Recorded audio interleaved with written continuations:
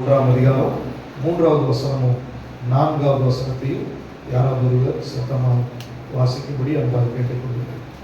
நம்முடைய மகிமையினாலும் காரணத்தினாலும் நம்மை அழைத்தவரை அறிகிற அறிவினாலே ஜீவனுக்கும் தேவபக்திக்கும் வேண்டிய யாவற்றையும் அவருடைய திவ்ய வல்லமையானது நமக்கு தந்தனிருந்தும் அன்றி இச்சையினாலும் உலகத்தினால் உண்டான கேட்டுக்கு தப்பி திவ்ய பாவத்துக்கு பங்குள்ளவர்களாகும் பொருட்டு மகா மேன்மையும் அருமையான வாக்குத்தத்தங்களுக்கும் அவைகளினால் நமக்கு அளிக்கப்பட்டிருக்கிறது. அல்லேலூயா, அல்லேலூயா. கர்த்தர் நம்மோடு கூட இடைப்படுவாராக. அதுக்கு முன்னாடி இந்த ஸ்டேஜ் எல்லாம் பாருங்க, போன வாரம் தண்ணி எல்லாம் பிஞ்சு போயிடுச்சு, எல்லாம் வீணா போயிடுச்சு. நேற்று ராத்திரி மறுபடியும் பழைய இதுக்கு ரெஸ்டோர் பண்ணி கொண்டு வந்து புதிதாக்கிருக்காங்க. அதனால எல்லாரும் கரங்களை தட்டி சேவியரும் சாமம் நினைச்சு என்ன பண்ணிருக்காங்க, ஸ்டேஜை கிட்டத்தட்ட 10 வருஷமா இதை சாம கான்ட்ராக்ட் பண்ணிட்டு இருக்காங்க ஸ்டேஜ். இந்த ஸ்டேஜ் பத்தி பெருசா இருந்துச்சு. ஒரு சர்ச்சுக்கு போகும்போது ஒரு ஷேப்ல அது இருக்கும். அப்போ ஒரு சர்ச்சிலையும் அதை மாடிஃபை பண்ணி சாம ஆண்டவர் பயன்படுத்திக்க சேவியர் அவனுக்கு உதவி செஞ்சிருக்காங்க. தொடர்ந்து அவனுக்காக ஜெபம் பண்ணுங்க. இந்த நாட்டில் வேலை இருந்ததுனால பிபிசிக்கெல்லாம் வர முடியலனாலும் மனைவி குழந்தையை அனுப்பி ஆண்டவர் பெரிய எழுப்புதலை உண்டாக்கி இருக்கிறாரு. அதனால தொடர்ந்து அந்த குடும்பத்துக்காக நீங்க ஜெபம் பண்ணுங்க.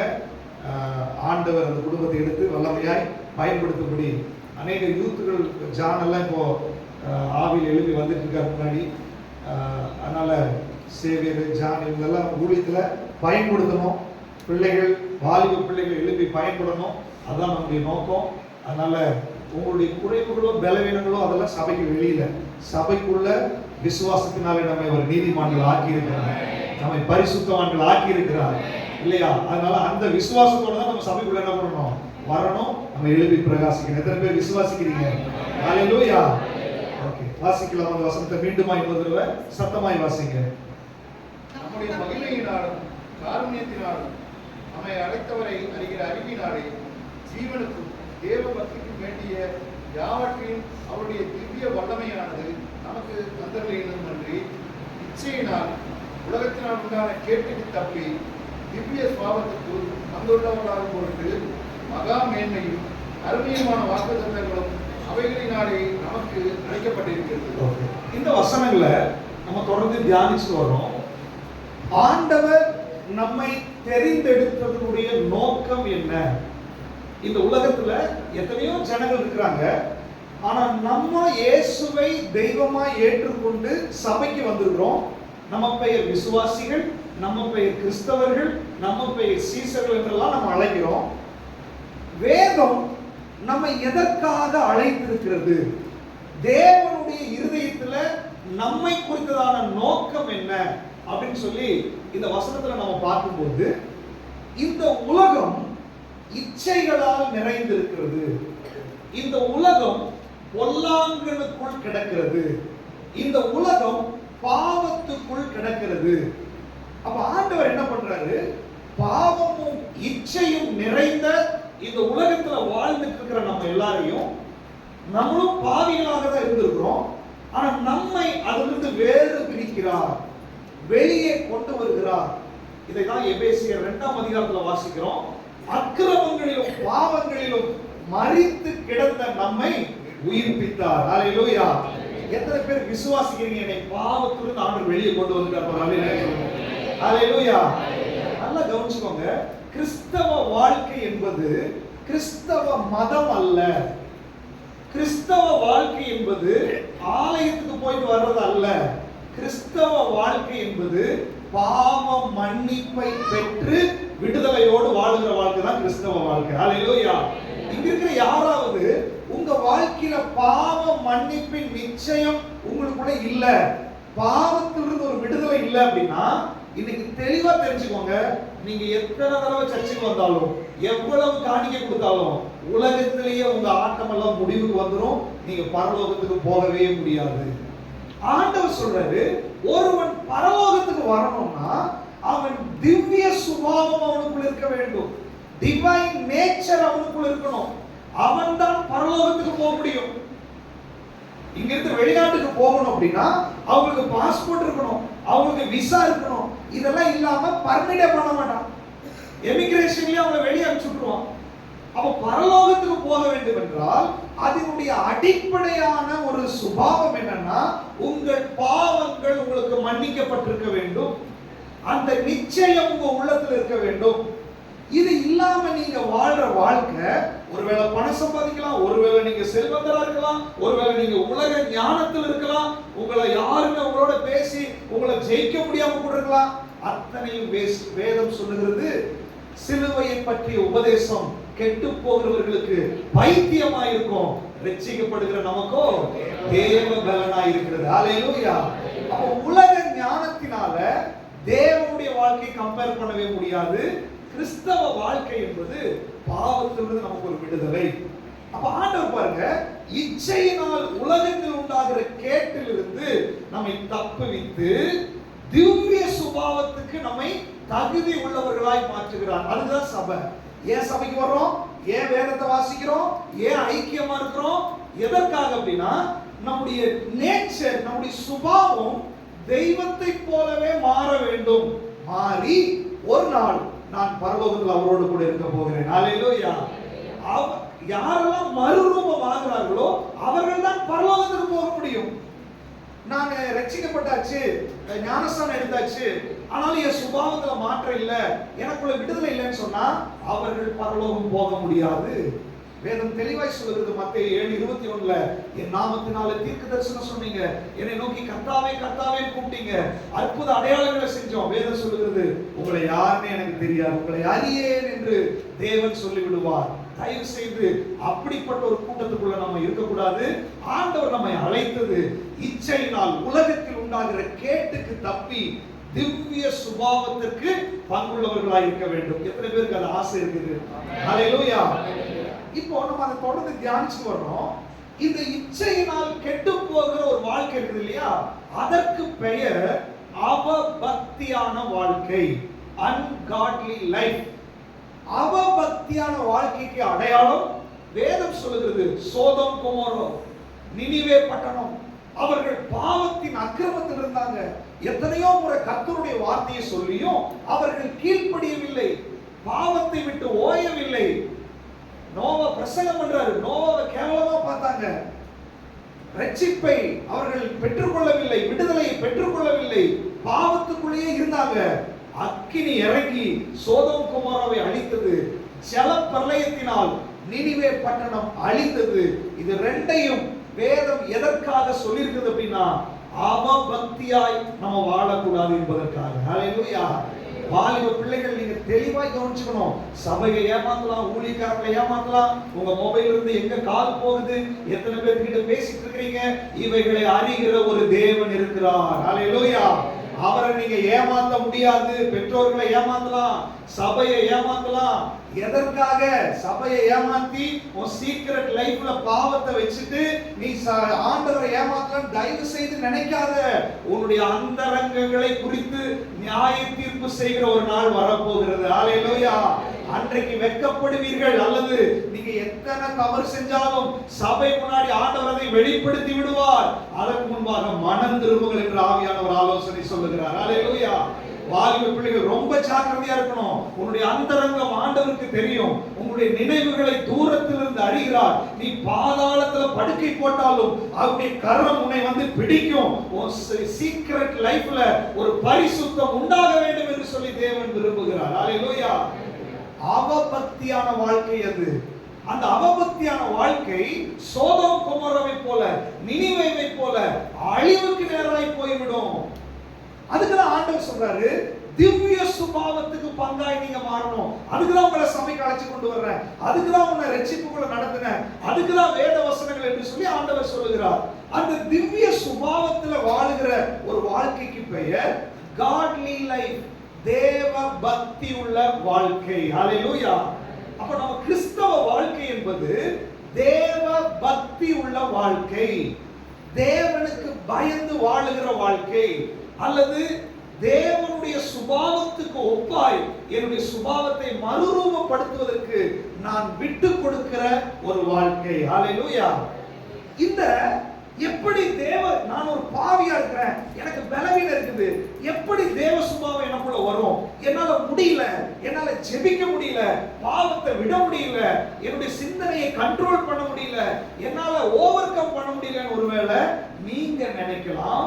அதுக்குதான் ரோமர் 12:2 சொல்லுகிறது, உங்கள் மனம் புதிதாகிறதுனால நீங்கள் மறுரூபமாகுங்கள்.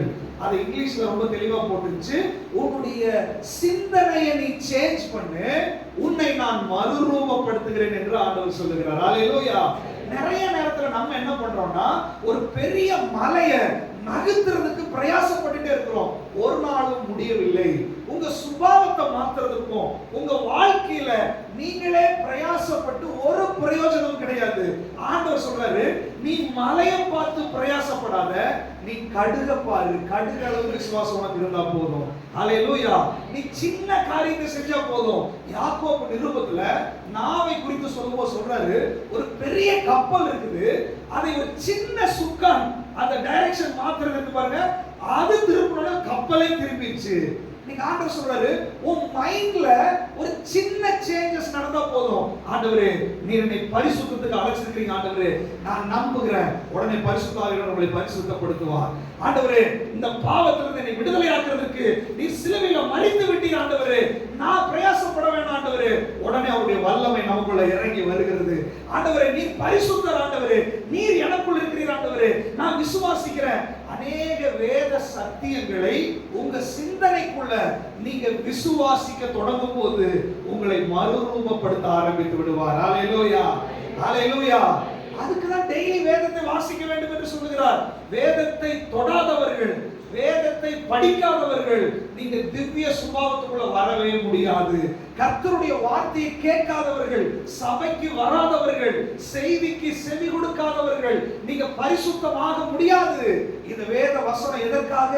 அழிந்து போகிற பொன் அக்கினியினாலே புடமிடப்படுகிறது. பொன்னை தீயில உருக்க உருக்க அதனுடைய கழிவெல்லாம் வெளியே போகிறது. அது மாதிரி நீங்க வேதத்தை வாசிக்கும் போது, நீங்க சபையில வரும்போது, கர்த்தருடைய வசனத்தை கேட்கும் போது உங்களுக்கு இருக்கிற கழிவுகள் எல்லாம் வெளியேறி நீங்க சுத்த பொன்னாய் மாற ஆரம்பித்து விடுகிறீர்கள். ஹல்லேலூயா. வசனம் உங்களுக்குள்ள போகும்போது பாவத்தை ஜெயிக்கக்கூடிய பலன் உங்களுக்குள்ள வர ஆரம்பித்து விடும்.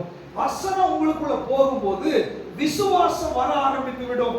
வசனம் உங்களுக்குள்ள போகும்போது உங்களுடைய மனது மறுரூபமாக ஆரம்பித்து விடும். வசனம் இல்லாம, வசனத்தை படிக்காம, வசனத்தை கேட்காம நான் ஒரு சக்சஸ்ஃபுல்லான கிறிஸ்டியன் லைஃப் வாழ்வேன்னு சொல்லி நீங்க நினைத்தால் நீங்கள் தோற்று போவீர்கள். உங்க வாழ்க்கை ஃபெயிலியர்ல போய் முடிந்து விடும். அதனாலதான் வேதம் சொல்லுகிறது, இந்த வசனத்தை கேட்கிறவர்களும் இதை வாசிக்கிறவர்களும் இதை கைக்கொள்ளுகிறவர்களும் பாக்கியவான்கள் என்று எழுது. ஹல்லேலூயா. எத்தனை பேர் வேதத்தை நேசிக்கிறீங்க? ஒரு ஹல்லேலூயா சொல்லுங்க பார்க்கலாம். அந்த வார்த்தை இன்றைக்கு, இந்த வார்த்தை உங்க காதுக்குள்ள போகுது இல்லையா, நீங்கள் பாக்கியவான்களா இருக்கிறீர்கள். ஹல்லேலூயா. எத்தனை பேர் சத்தியத்தை கேட்க முடியாமல் இருக்கும்போது சத்திய வார்த்தை உங்க காதுக்குள்ள போவதே ஒரு பெரிய பாக்கியமாய் இருக்கிறது. ஹல்லேலூயா, ஹல்லேலூயா. எத்தனை பேர் விசுவாசிக்கிறீங்க? சோ இந்த திவ்ய சுபாவத்திற்கு நான் பங்குள்ளவர்களாய் மாறும்படி என்னுடைய மனது புதிதாக வேண்டும், நான் மறுரூபமாக வேண்டும். அப்படிதான் முன்னாடி போகணும். இது ப்ராசஸ் நடந்து ஒரு நாள் ஆண்டவருடைய வருகை அல்லது என்னுடைய மரணம் இருக்கும். அன்றைக்கு நான் பரலோகத்தில் அவரோடு கூட இருக்க போகிறேன். ஹல்லேலூயா. இதுல ரொம்ப முக்கியமா கவனிக்க வேண்டியது என்னன்னா, மனுஷனுடைய வாழ்க்கை ஒரு புல்லுக்கு ஒப்பாய் வேதம் சொல்லுகிறது, அல்லது ஒரு நிழலுக்கு ஒப்பாய் வேதம் சொல்லுகிறது. ஏன் சொல்லுது அப்படின்னா, மனுஷனுடைய ஜீவனுக்கு கேரண்டியே கிடையாது. இன்னொரு 10 வருஷம் இருக்குது, மெதுவா மறுரூபம் ஆயிக்கலாம் அப்படின்னு நீங்க நினைக்காதீங்க. இன்றைக்கு நம்ம உட்கார்ந்து இருக்கிறோம், நாளைக்கு நம்ம இருப்போமா இல்லையா நமக்கு தெரியாது. அதனால உன்னுடைய ஜீவன் உன் சரீரத்துக்குள்ள இருக்கும் போதே, உனக்குள்ள தெளிவான புத்தி இருக்கும் போதே நீ மனம் திரும்பு என்று சொல்லி ஆண்டவர் சொல்லுகிறார். ஹல்லேலூயா. ஒருவேளை உங்க சரீரம் அடிபட்டு நீங்க கோமா ஸ்டேஜ்ல இருக்கும்போது உன் சரீரத்துல உயிர் இருக்கும், ஆனால் மனம் திரும்புவதற்கு உங்களுடைய மைண்ட் வேலை செய்யாது. ஹல்லேலூயா. அல்லது உங்கள் ஜீவன் ராத்திரி தூங்கும் போது உங்களை விட்டு போயிடுச்சுன்னு சொன்னா மனம் திரும்புவதற்கு வாய்ப்பே கிடைக்காது. அதனால ஆண்டவர் சொல்றாரு, இன்றே ரட்சணிய நாள், இன்றே அனுக்கிரக காலம், என்றைக்கு வேணாலும் நம்முடைய மரணம் சம்பவிக்கலாம். நம்ம கேட்கிறோம், யுத்தங்களின் செய்திகளை கேட்கிறோம், பஞ்சங்கள், கொள்ளை நோய்கள், வேதத்தில் சொல்லப்பட்ட அடையாளங்கள் எல்லாம் நடந்து கொண்டிருக்கிறது. என்று வேண்டுமானால் நம்முடைய ஆண்டவர் திரும்ப வரப்போகிறார். இது ரெண்டுமே நீங்க கணிக்க முடியாத நேரத்தில் அது நடக்கும். அதுக்கு முன்னாடி ஆண்டவர் சொல்றாரு, இப்பொழுதே நீ ஆயத்தப்படு. ஹalleluya. இப்பொழுது உங்க வாழ்க்கையை ஒப்பு கொடுங்க. அதற்காக தான் அந்த கன்னிகைகளுடைய உதாரணத்தை ஆண்டவர் சொல்லுகிறார். 10 கன்னிகை இருந்தாங்க, 5 பேர் எண்ணெயோட ஆயத்தமாய் மணவாளனுக்கு எதிர்கொண்டு போவதற்கு ஆயத்தமாய் இருந்தாங்க. அதே 5 கன்னிகைகள், இன்னொரு 5 கன்னிகைகள் அவர்களோட தான் இருந்தாங்க. அவங்கள மாதிரி தான் ட்ரெஸ் பண்ணியிருந்தாங்க, அவங்கள மாதிரி தான் தீவட்டி எடுத்துட்டு இருந்தாங்க. ஆனால் அவர்கள் ஆயத்தமா இல்லை. ஹalleluya. வேதம் சொல்லுகிறது, கதவு அடைக்கப்பட்டது. அவங்க வந்தாங்க, இவ்வளவு நேரம் காத்திருந்தோம், இப்பதான் போனோம், இப்பதான் என்ன நடப்பது இல்ல. ஆண்டவர் சொன்னாரு, உங்களை யாருன்னு எனக்கு தெரியாது. யோசிச்சு பாருங்க, எவ்வளவு நாள் சர்ச்சுக்கு வந்து ஊழியர் செஞ்சு சாட்சியா இருந்து காணிக்க கொடுத்து பரலோகத்துக்கு நம்ம போக முடியலன்னா அதை விட துர்பாக்கியமான நிலைமை வேற எதுவுமே கிடையாது. ஆனா ஆண்டவர் சொல்றாரு, இவைகளெல்லாம் எதற்காக நமக்கு எழுதி வைத்திருக்கிறார்? என்னுடைய ஜனங்கள் ஒரு நாளும் வெட்கப்பட்டு போக கூடாது, கைவிடப்பட்டு போக கூடாது. இந்த உலக வாழ்க்கை நமக்கு பெருசு இல்ல. பணம், பொருள், ஆஸ்தி இதெல்லாம் ஆட்டோமேட்டிக்கா வந்துரும். ஆனா நீ முதலாவது தேவ ராஜ்யத்தை தேடு, அவருடைய நீதியை தேடு. இவைகள் எல்லாம் உனக்கு கூட கொடுக்கப்படும். ஒருத்தன் நல்ல ஐஸ்வர்யவானா இருந்தான், அவன் படுத்துட்டு, ஆத்துமாவே நீ பாரு, நீ சந்தோஷமாயிரு, உன்னுடைய பிள்ளைகள், பேர பிள்ளைகள் வரைக்கும் உனக்கு சம்பாதிச்சு வச்சுட்டேன், நீங்க உனக்கு பிரச்சனையே கிடையாதுன்னு சொல்லி கொண்டிருக்கும் போது ஒரு சத்தம் வந்துச்சு, மதிகேடனே, இன்றைக்கு உன்னுடைய உயிர் உன்னை விட்டு பிரிச்சதுன்னா நீ சேர்த்து வச்சதெல்லாம் யாருக்கு சொந்தமாய் மாறும்? ஆண்டவர் அவனை பார்த்து மதிகேடனே அப்படின்னு சொல்றாரு. பணத்துக்கு பின்பாக, பொருளுக்கு பின்பாக, நகைக்கு பின்பாக, உலக ஐஸ்வர்யத்துக்கு பின்பாக உங்களுடைய மனம் ஓடிக்கொண்டிருந்துச்சுன்னு சொன்னா நீங்கள் மதிகேடர்கள்.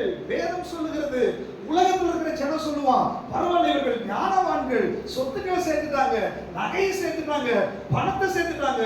உலகம் சொல்லுது இவன் ஞானவான், ஆனால் பரலோகம் சொல்லுது இவன் முட்டாள். ஏன்னா அழிந்து போகிற இந்த உலகத்துக்காக இவன் ஓடிக்கொண்டிருக்கிறான். ஆனால் வேதம் சொல்லுகிறது, அழியாததும் மாசற்றதும் வாடாததுமான ஒரு சுதந்திரம் உங்களுக்காக வைக்கப்பட்டிருக்கிறது. ஹalleluya. அதற்காக ஆண்டவர் உங்களை அழைக்கிறார். ஒரு நாளும் கெட்டு போகாத ஒரு ராஜ்யம் இருக்கிறது, நித்தியமான வாழ்க்கை இருக்கிறது. டெம்பரரியான இந்த உலகத்துக்காக நீ ஓடாத. இந்த உலகத்தினுடைய ஓட்டம் அது முடிந்து போய்விடும். ஆனால் நித்தியமான ஒரு வாழ்க்கை இருக்கிறது. அந்த வாழ்க்கைக்காக உன்னை ஒப்புக்கொடு. நீங்க ஆண்டவர் சொல்றாரு, அநேக வாலிப பிள்ளைகள் இன்னும் நீ உங்களுக்கு ஒரு சீரியஸ்னஸ் வரல, இன்னும் உங்களுக்காக ஆண்டவருக்காக நிக்கணும்ன்ற ஒரு வைராக்கியம் வரல, இன்னும் உங்களுக்கு ஒரு தெய்வ பயம் வரல. இன்னைக்கு ஆண்டவர் சொல்றாரு, நீ இப்படியே ஓடிக்கொண்டிருந்தால் அடிக்கடி கடிந்து கொள்ளப்பட்டும் தன் பிடரியை கடினப்படுத்துகிறவன் சகாயமின்றி சடுதியிலே நாசமடைவான். நீங்க நாசம் ஆகிறதுக்கு இல்ல, உங்களை வாழ வைக்கிறதுக்கு ஆண்டவர் உலகத்துக்கு வந்தார். ஹalleluya. வேதம் சொல்லுகிறது, ஒருவரும் கெட்டு போகாமல் நித்திய ஜீவனை அடையும்படிக்கு அவரை தந்தருளி இவ்வளவாய் உலகத்தில் அன்பு கூர்ந்தார். ஹalleluya. எத்தனை பேர் அந்த திவ்ய சுபாவத்துக்கு பங்காய் மாற போறீங்க? ஆண்டவருக்கு நன்றி சொல்லுங்க. இப்படி ஒரு பாக்கியத்தை கொடுத்ததற்காக நன்றி. எல்லாரும் வாயில திறந்து நன்றி சொல்லுங்களேன். ஹalleluya. thank you Lord. நன்றி ஆண்டவரே, நன்றி நன்றி. இப்போ இந்த மனது புதிதாகிறதுல நீங்க சின்ன விஷயத்தை செஞ்சா போதும், பெரிய காரியத்தை நான் செய்யறேன் அப்படின்னு ஆண்டவர் சொல்றாரு. அப்ப நம்ம சிந்திச்சோம், 2 வசனத்தை அதை ஞாபகப்படுத்தி நான் போறேன். 2 தீமோத்தேயு புத்தகம்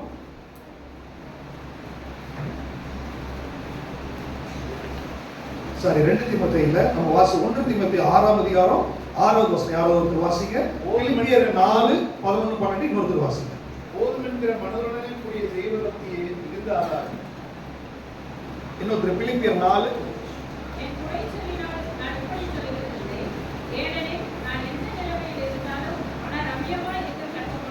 இப்ப பாருங்க, போதும் என்கிற மனது. அடுத்தது, எல்லா சூழ்நிலையிலும் மன ரம்மியமா இருக்கிறதுக்கு என்னுடைய மைண்ட அதற்காக நான் ப்ரிப்பேர் பண்ணணும்னு சொல்றேன். அவ்வளவுதான். நீங்க அதை செஞ்சா போதும், பாக்கி உள்ளதை நான் பார்த்துக்கிறேன். போதும், இருக்கிறது போதும் ஆண்டவரே.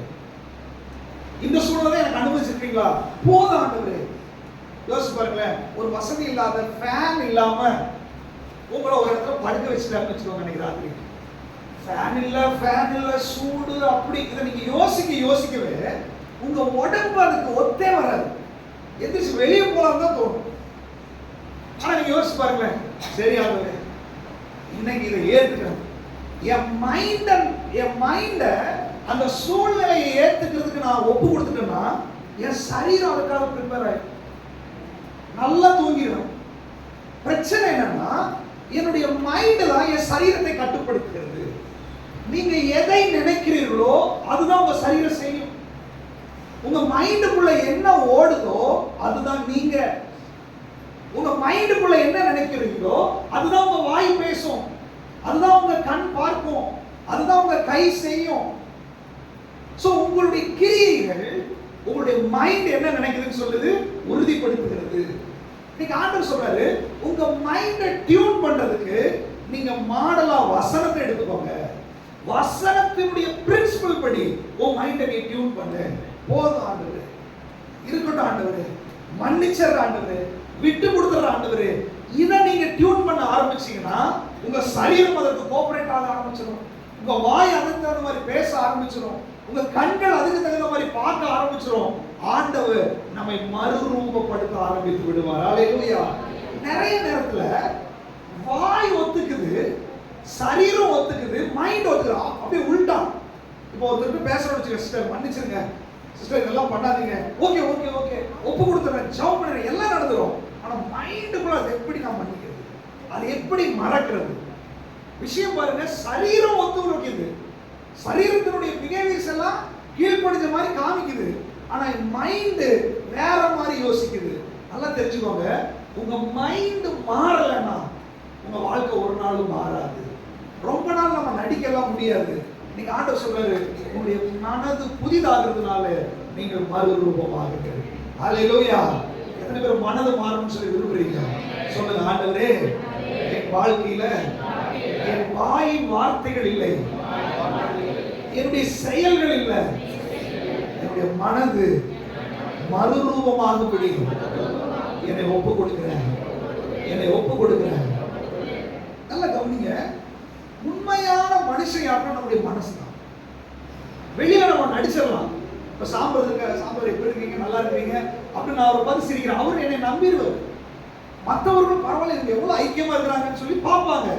ஆனா என்னுடைய மனதுக்குள்ள அவரை குறிச்சு நான் என்ன நினைச்சிட்டு இருக்கிறேன், அதான் ரொம்ப முக்கியம்.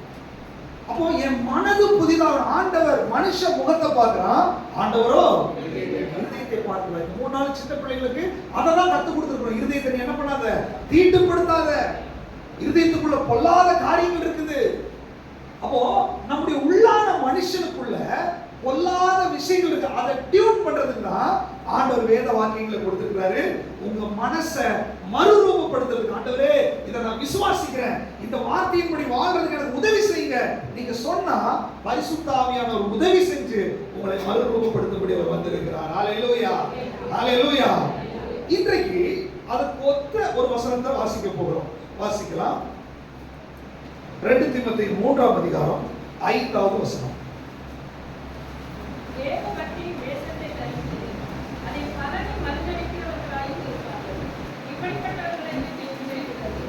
அது அப்படியே இங்கிலீஷ்ல வாசிங்க.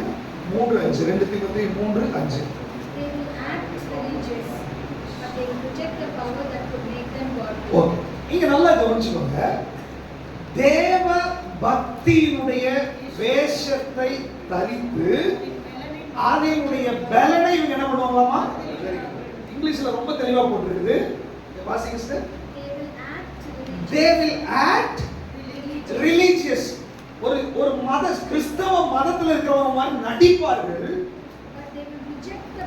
But they will reject the power that could make them godly. That could make them godly. அப்படினா என்னை godly life, தேவ பக்தியுள்ள வாழ்க்கைக்கு ஆண்டவர் என்னை அழைத்திருக்கிறார். இச்சையை விட்டு நான் விலகணும். ஆனால் இந்த தேவ பக்தியுள்ள வாழ்க்கைக்கு நான் எப்படி அடியெடுத்து சக்சஸ்ஃபுல்லா போக முடியும் அப்படின்னா, அந்த பவர் ஆஃப் காட் இல்லாம முடியாது, பரிசுத்த ஆவியானவர் இல்லாம முடியாது, தேவனுடைய வல்லமை இல்லாமல் முடியாது. நல்லா கவனிச்சுக்கோங்க. ஒரு கிறிஸ்தவ வாழ்க்கையில ஆண்டவர் நமக்கு படம் பிடிச்சு காமிக்கிறார். என்னது? இவர்கள் தேவ பக்தியின் வேஷத்தை தரிப்பார்கள். யார்? அவர்கள் சபைக்கு வருவார்கள், பாட்டு பாடுவார்கள், வசனத்தை வாசிப்பார்கள், செய்தியும் கொடுப்பார்கள், எல்லாமே செய்வார்கள். இது தேவ பக்திக்குரிய காரியங்கள். இது எல்லாம் பண்ணிட்டு அவர்களை பரிசுத்தமாய் நடத்தக்கூடிய ஆவியானவருக்கு இவர்கள் விட்டு கொடுக்கவில்லை என்றால், ஆவியானவர் அவர்களுக்குள்ள செயல்படுவதற்கு இவர்கள் விட்டு கொடுக்கவில்லை என்றால், இப்படிப்பட்ட நபர்களை வேதம் சொல்லுகிறது, இவர்கள் நடிக்கிறார்கள். இவர்கள் கிறிஸ்தவர்களைப் போல நடிக்கிறார்கள். நடிக்கிறவர்கள் பரலோகம் போக முடியாது. நடிக்கிறவர்கள் தேவனை ஏமாற்ற முடியாது. நாடகத்தில் ஜனங்களை ஏமாற்றலாம், சினிமா ஜனங்களை ஏமாற்றலாம், ஆனால் நம்மளுடைய நடிப்பு ஆண்டவரை ஏமாற்றவே முடியாது. அல்லேலூயா. ஆண்டவர் சொல்றாரு, நீ தேவ பக்தியினுடைய வேஷத்தை தரிக்கும் போதே, தேவ பக்திக்கான ஸ்டெப் எடுக்கும் போதே, நீ ஆவியானவருக்கு உன்னை நீ விட்டு கொடு. அவர் உன்னை நடத்தும்படி நீ விட்டு கொடு. அவர் கிரியை செய்யும்படி நீ விட்டு கொடு. ஆவியானவருக்கு நீ விட்டு கொடுக்காமல், அவருடைய பலன் இல்லாமல் தேவ பக்தியாய் வாழவே முடியாது. பாருங்க, வேதம் தெளிவாய் சொல்லுகிறது, கர்த்தரே ஆவியானவர், கர்த்தருடைய ஆவி எங்கேயோ அங்க என்ன இருக்குது? இப்ப நான் தேவ பக்தியாய் வாழுவதற்கு ஒரு ஸ்டெப் எடுக்கிறேன். இங்க முழுவதும் இச்சை, உலகம், பாவம். இப்ப பாருங்க, நான் தேவ பக்தியை வாழ்றதுக்கு ஒரு ஸ்டெப் எடுத்தால் எனக்கு இந்த பாவத்திலிருந்து ஒரு விடுதலை வேணும். எகிப்திலிருந்து இஸ்ரவேல் ஜனங்கள் வந்தாங்க, பார்வோன் கையிலிருந்து ஒரு விடுதலை வேணும். விடுதலை என்ன அர்த்தம்? அவன் விட்டாதான் நான் போக முடியும். அவன் விடலைன்னா நான் போக முடியாது. துரத்திட்டு வரான். நல்லா தெரிஞ்சுக்கோங்க, பாவம் உங்களை பின்தொடர்ந்து பிடிக்கும் என்பதை நிச்சயமாய் அறியுங்கள். உங்க பாவம் உங்க வாசப்படியில படுத்திருக்கும். நீங்க நினைச்சிருக்கலாம், ஆண்டவரே இதெல்லாம் விட்டுட்டேன், நான் வந்துடுறேன் ஆண்டவரே, தேவ பக்தி தரிச்சுட்டு நீங்க போயிட்டு இருக்கிறீங்க, நான் கிறிஸ்தவனா இருக்கிறேன், ஒன்னும் பிரச்சனை இல்லை, நல்லா ஜெபம் பண்றேன். நீங்க நினைக்கலாம், 2 நாள் விடுவான், 3 நாள் விடுவான், 2 மாசம் விடுவான். ஆனால் படுத்திருக்கிறது வாசப்படியில. உங்கள் பாவம் உங்களை பின்தொடர்கிறது. வாலிப பிள்ளைகள், பெரியவர்கள் புரிஞ்சு கொள்ளுங்க. நான் விட்டுட்டேன், நான் விட்டுட்டேன் நீங்க சொல்லலாம், ஆனா பிசாசு சொல்றான், நான் உன்னை விடல, இச்சை உன்னை விடல, பாவம் உன்னை விடல, அது பின்தொடர்ந்து வருகிறது. அப்ப எப்படிதான் நான் வாழ்றது? அதுக்கு தான் பரிசுத்த ஆவியானவர். ஹல்லேலூயா. வேதம் சொல்லுகிறது, கர்த்தருடைய ஆவி எங்கேயோ அங்கே விடுதலை உண்டு. ஹல்லேலூயா. உன்னுடைய கிறிஸ்தவ வாழ்க்கையினுடைய ஒவ்வொரு ஸ்டெப்புக்கும் ஆவியானவரே என்னை நடத்தும் ஆண்டவரே, ஆவியானவரே எனக்கு விடுதலை கொடுங்க ஆண்டவரே என்று சொல்லி நீ விட்டு கொடுக்க ஆரம்பித்தால், எங்கெல்லாம் இடம் கொடுக்கிறீங்களோ அங்கே பரிசுத்த ஆவியானவர் கிரியை செய்ய ஆரம்பித்து விடுவார். ஹல்லேலூயா. எபேசியர் 4ஆம் அதிகாரம் சொல்லுகிறது, இந்த பரிசுத்த ஆவியானவரை துக்கப்படுத்தாதிருங்கள். பரிசுத்த ஆவியானவர் எப்ப துக்கப்படுவார்? கோபப்படும் போது, கசப்புகள் வரும்போது, மன்னிக்காமல் இருக்கும்போது, விட்டு கொடுக்காம இருக்கும்போது பரிசுத்த ஆவியானவரால் செயல்படவே முடியாது. நல்லா தெரிஞ்சுக்கோங்க, நான் தேவ பக்தியாய் வாழ வேண்டும், திவ்ய சுபாவம் உள்ளவனாய் இந்த உலகத்துல வாழணும் அப்படின்னு நீங்க விரும்பினால், உண்மையான கிறிஸ்தவ வாழ்க்கை வாழ வேண்டும் என்று நீங்கள் விரும்பினால், முதல்ல நீங்க செய்ய வேண்டியது, பரிசுத்த ஆவியானவருக்கு எதெல்லாம் பிடிக்கலையோ அதை நீங்க விட்டு கொடுக்க வேண்டும். மன்னிக்கலையா? முதல்ல மன்னிங்க. விட்டு கொடுக்கலையா? முதல்ல விட்டு கொடுங்க. ஒப்புரவாகலையா? முதல்ல ஒப்புரவாகுங்க. ஏன் அப்படின்னா, இதை நீங்கள் செய்யாமல் பரிசுத்த ஆவியானவரால் உங்களுக்குள் கிரியை செய்ய முடியாது. அவர் கிரியை செய்யலனா உங்களை பின்தொடர்ந்து வருகிற பாவத்திலிருந்து உங்களுக்கு விடுதலையும் கிடையாது. அந்த பாவத்திலிருந்து விடுதலை இல்லைன்னா ஒரு தேவ பக்தி உள்ள வாழ்க்கை வாழவே முடியாது. ஆண்டவர் சொல்றாரு, பரிசுத்த ஆவியானவரை அதற்காக தான் கொடுத்திருந்தார் நமக்கு. இங்க வசனம் தெளிவாய் சொல்லுகிறது, ரிலிஜியஸா இருக்கிற மாதிரி ஆக்ட் பண்ணுவான், ஆனால் தேவனுடைய வல்லமையை ரிஜெக்ட் பண்றான். நீங்க மன்னிக்கலன்னா, ஒப்புரவாகலன்னா, நீங்க விட்டு கொடுக்கலன்னா, அதனுடைய அர்த்தம் என்னன்னா பரிசுத்த ஆவியானவர் வேண்டாம் எனக்கு, நான் நடிச்சுட்டே இருக்கிறேன். அதான் அர்த்தம். நீங்க ஆண்டவர் சொல்ற, நீங்க நடிக்கிறதுக்கு அல்ல, ஒரிஜினலா கிறிஸ்தவர்களாய் வாழுவதற்கு ஆண்டவர் நம்மை அழைத்திருக்கிறார். ஹல்லேலூயா. கிறிஸ்தவ வாழ்க்கை நடிப்பு அல்ல, இது ஒரு புது சிருஷ்டியின் அனுபவமா இருக்கிறது. ஹல்லேலூயா, ஹல்லேலூயா. எத்தனை பேர் நான் நடிக்க கூடாது ஆண்டவரே, புது சிருஷ்டியா இருக்கணும்னு விரும்புறீங்க? சொல்லுங்க, ஆண்டவரே எங்களுடைய ஆவிக்குரிய வாழ்க்கை மாய்மாலமா இருக்கக்கூடாது, நடிப்பா இருக்கக்கூடாது, வேஷம் போடக்கூடாது. என் வாழ்க்கை புது சிருஷ்டியின் அனுபவமா இருக்கட்டும். நான் புதிதான மனுஷனா இருக்கட்டும், நான் பரிசுத்தமான மனுஷனா இருக்கட்டும். ஆவியானவரே எனக்கு உதவி செய்யும். இதற்காக தான் ஆவியானவர் கொடுக்கப்பட்டிருக்கிறார். ஆவியானவர் நம்முடைய பலவீனங்களில் நமக்கு உதவி செய்கிறார். இதற்காக தான் ஆவியானவர். இந்த பலனை கொடுக்கிறதுக்காக தான் தேற்றரவாளன் அவருடைய பெயர். அவர் சொல்றாரு, அவர் உங்களுடனே உங்களுக்குள்ளே இருப்பார், அவர் உங்களை திக்கற்றவர்களாய் விட மாட்டார். வசனம் தெளிவா சொல்லுது. என்னால முடியல, என்னால செபிக்க முடியல, என்னால ஓட முடியல, என்னால ஊழியம் செய்ய முடியல, முடியலன்னு சொன்னால் ஆவியானவருடைய வல்லமையை நீங்கள் மறுதலிக்கிறீர்கள் இல்லையா? பவுல் சொல்றாரு, எனக்கு முடியல, நான் பலவீனன், ஆனால் என்னை பலப்படுத்துகிற கிறிஸ்துவினால் எல்லாவற்றையும் செய்ய எனக்கு பலன் உண்டு. இன்னைக்கு ஆண்டவர் சொல்றாரு, கிறிஸ்தவ வாழ்க்கையில எதெல்லாம் முடியல நீங்க நினைச்சீங்களோ அது கண்டிப்பா என்னால முடியாது, உங்களாலே முடியாது. ஆனால் பரிசுத்த ஆவியானவர் சொல்றாரு, நான் உன் கூட இருக்கும்போது கண்டிப்பாக உன்னால் ஜெபிக்க முடியும், உன்னால் ஆராதிக்க முடியும், உன்னால் பரிசுத்தமாய் வாழ முடியும், நீ வெற்றியுள்ள வாழ்க்கை வாழ முடியும் என்று சொல்லி ஆவியானவர் சொல்றாரு. இது நம்ம மேல நம்பிக்கை இல்ல, ஒரு தெய்வத்தின் மேல் இருக்கிற நம்பிக்கை. ஹல்லேலூயா. எத்தனை பேர் விசுவாசிக்கிறீங்க? சொல்லுங்க, ஆண்டவரே என்னால முடியாததை, என்னால ஜெயிக்க முடியாததை, என்னால பரிசுத்தமா வாழ முடியாததை உம்முடைய வல்லமையால், உம்முடைய மகிமையால், உம்முடைய காருண்யத்தால் முடியும் என்று விசுவாசிக்கிறேன்.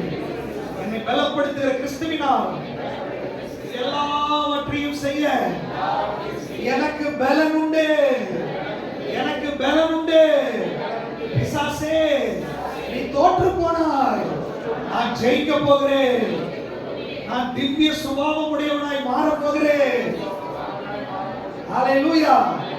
உங்களுக்குள்ள ஒரு வாஞ்ச வரணும். நல்லா தெரிஞ்சு, கிறிஸ்தவ வாழ்க்கை என்பது விருப்பத்தின் அடிப்படையில் நடக்கிறது, நிர்பந்தத்தின் அடிப்படையில் கிடையாது. ஆனா சொல்ற, ஒருவன் என் பின்னே வர விரும்பினால், யாரையும் ஃபோர்ஸ் எல்லாம் பண்ண மாட்டாங்க. பரலோகத்துக்கான வழி நான் தான்ப்பா, நானே வழியும் சத்தியமும் என்னை அல்லாமல் ஒருவனும் வர முடியாது, நான் தான் வழி. ஆனா அந்த வழியில வர்றதுக்கு நான் உன்னை நிர்பந்தப்படுத்த மாட்டேன். நீ வெறுப்புலே வராத, பட் விருப்பத்தோட நீ ஒரு ஸ்டெப் எடுத்து வச்சுக்கோ. கெட்ட குமாரன் அவன் பாவத்தை விட்டு தகப்பனிடத்துல வர்றதுக்கு இவன் 4 பேரை கூட்டு போய் அவனை இழுத்துக்கலாம் வரல, அவர் வெயிட் பண்ணுகிறார். இன்னைக்கு ஆண்டவர் சொல்ல, இங்க இருக்கிற பலருக்காக, உங்களுக்காக ஜீவனை கொடுத்த இயேசு வெயிட் பண்ணுகிறார். எது தெரியுமா? யாருடைய நிர்பந்தத்தில் இல்ல, நீ விருப்பத்தோட ஒரு ஸ்டெப் எடுத்து வச்சு வா, நீ விருப்பத்தோட என்கிட்ட ஜெபத்துக்கு வா, நீ விருப்பத்தோட வேதத்தை எடுத்து வாசி. நிர்பந்தத்துல கிடையாது. ஐயோ பைபிள் வாசியான்னு கேட்பாங்க, ஐயோ இந்த மெமரி வர்ஸ் படிச்சியான்னு கேட்பாங்க. இந்த நிர்பந்தத்துல கிடையாது, விருப்பத்தின்படி செய்ய வேண்டும். ஆண்டவர் சொல்ற, நீ விரும்பி வா, நான் உன்னை பரிசுத்தமாய் மாத்துறேன். நீ விரும்பி வா, நான் உன்னை நீதிமானாய் மாத்துறேன். அதற்காக சிலுவையில எல்லாம் செய்து முடிச்சிட்டார். யோசிச்சு பாருங்களேன், இவ்வளவு எளிமையாய் மாத்திட்டு எனக்கு விருப்பம் இல்லைன்னா அவர் எவ்வளவு வேதனைப்படுவார். உனக்காக ஜீவனை கொடுத்து அவர் காத்துட்டு இருக்கிறாரு, பட் உனக்கு விருப்பம் இல்லையே. இயேசு கிறிஸ்து சிலுவையில் அடிக்கப்படுறதுக்கு முன்னாடி அந்த எருசலேமின் வீதியில பவனி போறாரு. அந்த பவனி போகும்போது அந்த எருசலேமினுடைய அலங்கத்தை பார்த்து, அந்த எருசலேமின் குமாரத்திகளை பார்த்து இவர் கலங்கி சில வார்த்தைகளை பேசுறாரு. நான் எத்தனை கோழி தன் குஞ்சுகளை செட்டைகளில் அணைத்துக் கொள்ளுகிறது மாதிரி எத்தனையோ முறை உன்னை சேர்த்துக் கொள்வதற்கு நான் மனதாய் இருந்தேன், ஆனால் உனக்கோ மனதில்லாமல் போயிற்று. எருசலேமை பார்த்து ஆண்டவர் பரிதவிக்கிறார். ஏன் தெரியுமா பரிதவிச்சாரு? அவர் தீர்க்கதரிசன பார்வையில பார்த்தார். இன்றைக்கு பிரம்மாண்டமாய் இருக்கிற இந்த மதில் சுவர்கள் ஒரு நாள் தீக்கிரையாய் மாற்றப்பட போகிறது. ஒரு நாள் அதை அடித்து நொறுக்க போகிறான். இந்த நகரம் பாழாய் போக போகிறது. அவர் தீர்க்கதரிசன பார்வையில பார்க்கிறாரு, அழுகிறாரு. உனக்காக இவ்வளவு நாள் நான் வந்தனே, இவ்வளவு நாள் ஊழியம் செஞ்சனே, உனக்கு மனதில்லாமல் போய்விட்டது.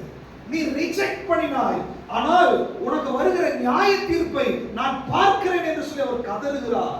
அதே ஆண்டவர் இன்றைக்கு பலரோடு பேசிக் கொண்டிருக்கிறார். உன்னுடைய வாழ்க்கையில நீ மனம் திரும்பு, உன் வாழ்க்கையை நீ ஆண்டவருக்கு ஒப்பு கொடு, உன் வாழ்க்கையில விருப்பத்தோடு நீ ஆண்டவரிடத்துல வா. ஆண்டவர் உன்னை பார்க்கிறார். உனக்கு பின்னாடி வரப்போகிற நியாய தீர்ப்பை பார்க்கிறார்.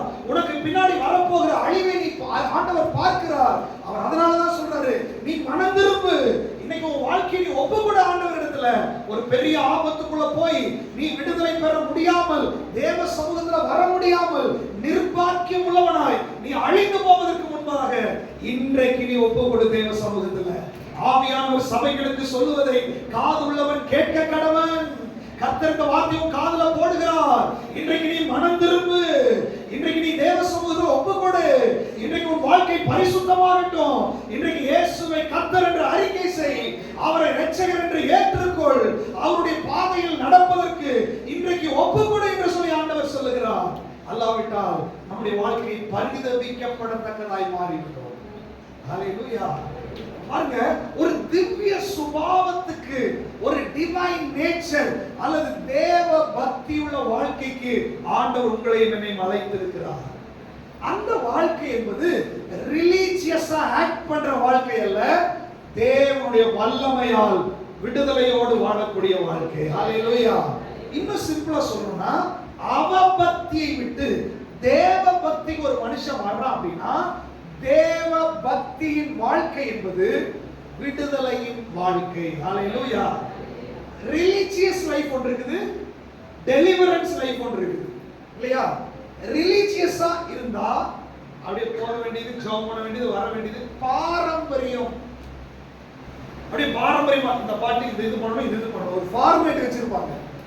பாரம்பரியம் உங்களுக்கு விடுதலை கொடுக்காது. ஆவியானவர் எங்கேயோ அங்கதான் விடுதலை. ஏன் அப்படி சொல்றீங்க? வேதம் தெளிவாய் சொல்லுகிறது. நியாயப்பிரமாண காலகட்டம் இருந்துச்சு. அப்ப நிறைய சடங்காச்சாரங்கள் அவங்களுக்கு இருந்துச்சு. இதை பண்ணணும், இதை பண்ணணும், இதை பண்ணணும், இதை பண்ணணும். பரிசேயர்கள் சதுசேயர்களை நீங்க பாத்தீங்கன்னா நியாயப்பிரமாணத்துல தேறினவர்கள். அவங்களெல்லாம் நீங்க அடிச்சுக்கவே முடியாது. விருத்த சேதனம் பண்ணியே ஆகணும், ஓய்வு நாளை அனுசரிச்சே ஆகணும், தசமபாகம் கொடுத்தே ஆகணும், உபவாசம் இருந்தே ஆகணும். சட்ட திட்டங்கள் ரொம்ப கடுமையா இருந்துச்சு. அதனால ஆண்டவரே சொல்றாரு, பரிசேயர் சதுசேயருடைய நீதியிலும் உங்க நீதி அதிகமா இருக்கணும்பா. அப்படின்னு என்ன அர்த்தம்? அவர்கள் நீதியை ஃபாலோ பண்றாங்க. ஆனால் விஷயம் என்னன்னா, அவர்களுக்கு பாவத்திலிருந்து விடுதலை இல்லை.